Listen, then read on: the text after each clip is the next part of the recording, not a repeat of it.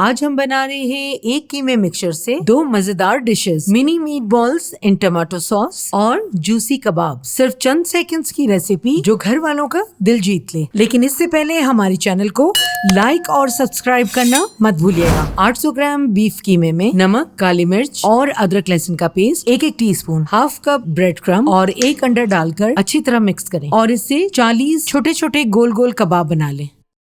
2 tablespoon olive oil में कबाब को दरमियानी आंच पे गोल्डन फ्राई कर लें और फ्राई हो जाए तो इनको अलग प्लेट में निकाल लें।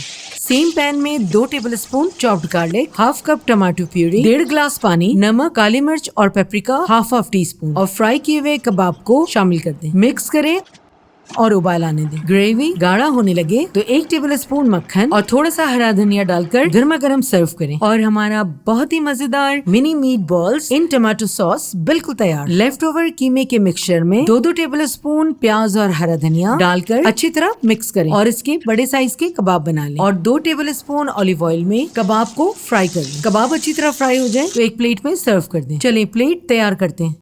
सेफ्रॉन राइस और सैलेड के साथ सॉसी मीट बॉल ग्रेवी और मजेदार जूसी कबाब के साथ एंजॉय करें। वीडियो पसंद आया हो तो लाइक और सब्सक्राइब जरूर कीजिए। अपना बहुत ख्याल रखिए और अपने इस चैनल का भी।